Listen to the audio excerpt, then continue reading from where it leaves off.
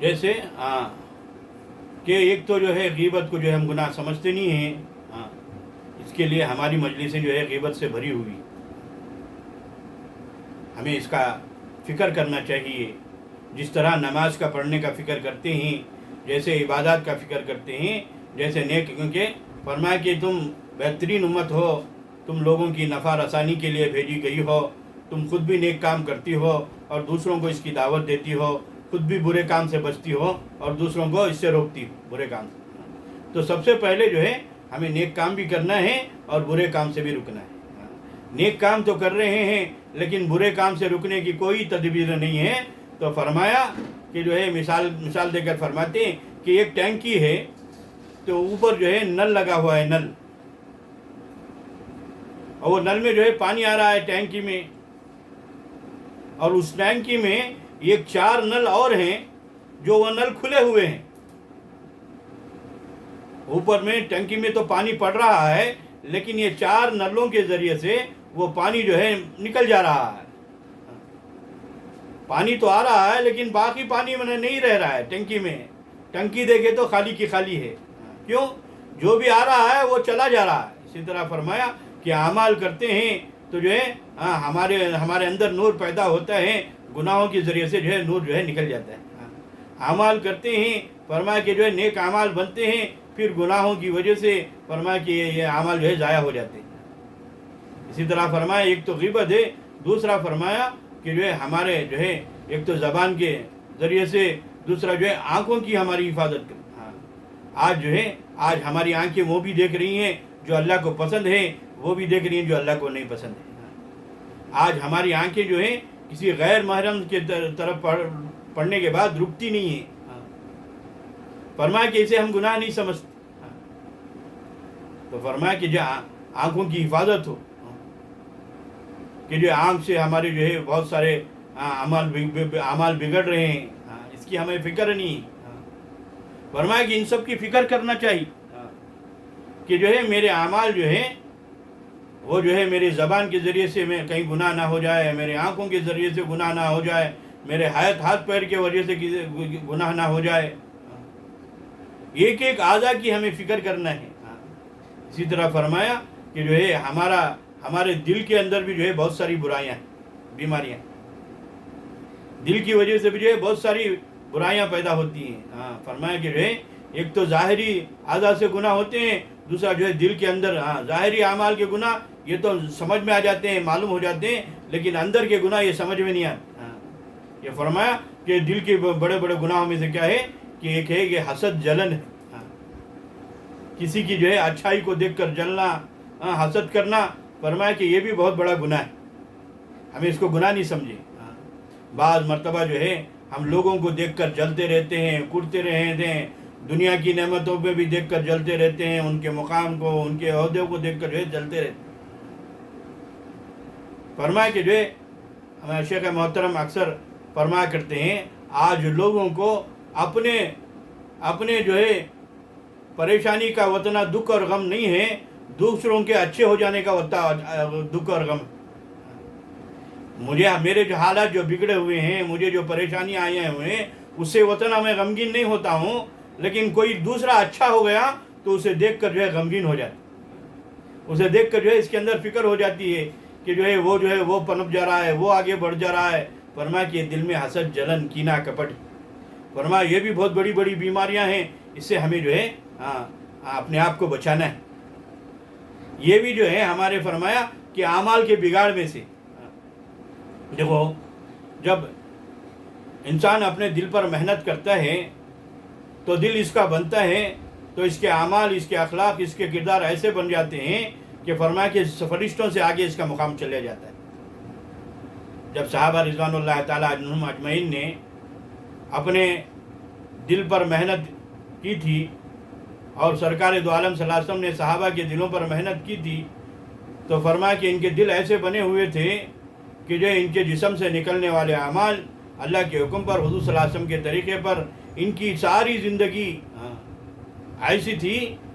فرمایا کہ صحابہ رضوان اللہ تعالیٰ اجمعین جہاں کہیں جاتے لوگ پوچھتے کہ جو ہے اسلام میں داخل ہونے کے لیے، اسلام جو ہے کیا ہے اور اسلام میں کیسے داخل ہونا ہے. جب یہ سب پوچھتے تو صحابہ کرتے کونو مثلنا، یعنی کہ تم ہمارے جیسے ہو جاؤ بس. تو صحابہ کی زندگیاں فرمایا کہ جو ہے یہ جو ہے پورا مکمل دین تھا، پورا اسلام تھا. اسی لیے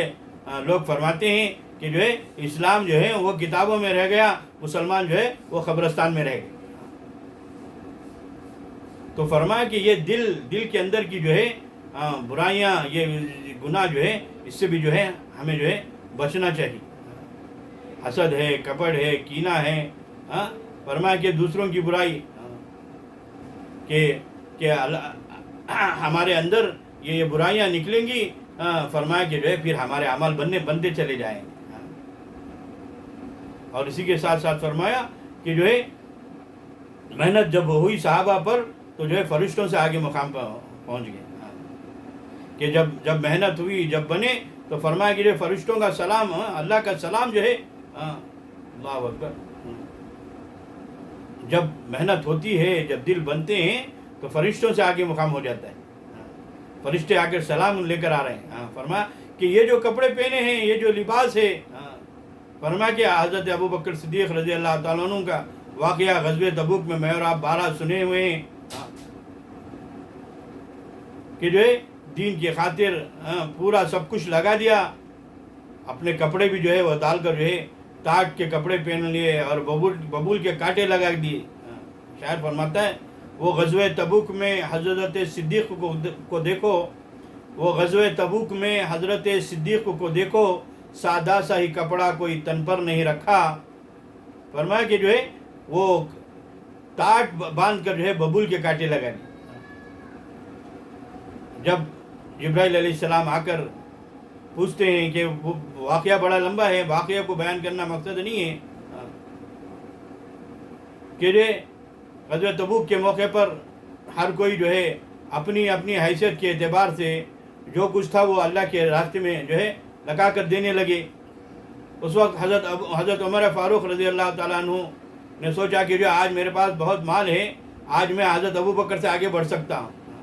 اس کے لیے کیا کیا کہ حضرت ابو بکر صدیق رضی اللہ تعالیٰ عنہ میں جو کچھ ان کے پاس، حضرت عمر فاروق رضی اللہ تعالیٰ عنہ نے جو کچھ ان کے پاس تھا آدھا اپنے پاس رکھ لیا، آدھا لے کر جو ہے اللہ کے رسول صلی اللہ علیہ وسلم کے خدمت میں پیش کیا.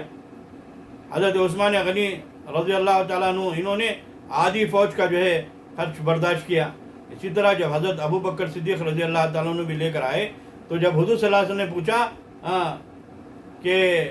ابو بکر رضی اللہ عنہ، اے ابو بکر تم جو ہے کیا لے کر آئے اور گھر میں کیا چھوڑ کر آئے؟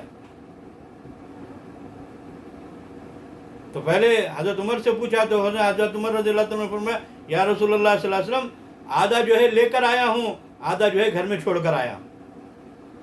جب حضرت ابو بکر صدیق رضی اللہ عنہ سے پوچھا گیا تو حضرت ابو بکر صدیق رضی اللہ عنہ فرمائیں گے یا رسول اللہ صلی اللہ علیہ وسلم جو کچھ تھا وہ گھر میں جھاڑو مار کر لے کر آیا ہوں،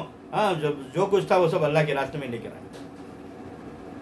اور یہاں تک کہ فرمایا کہ جو ہے تن پر جو کپڑے تھے وہ بھی نکال کر ڈال کر جو ہے ٹاٹ پہن کر جو ہے ٹاٹ لپیٹ لے کر جو ہے ببول کے کانٹے لگا دی.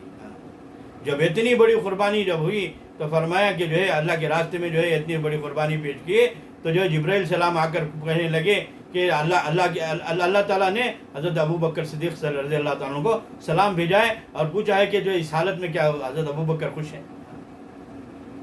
بعد میں دیکھا کہ جو ہے حضرت جبرائیل علیہ السلام جب بھی آتے ہیں بڑے جو ہے عمدہ لباس میں، فرشتے ہیں، بہت بڑے فرشتے ہیں،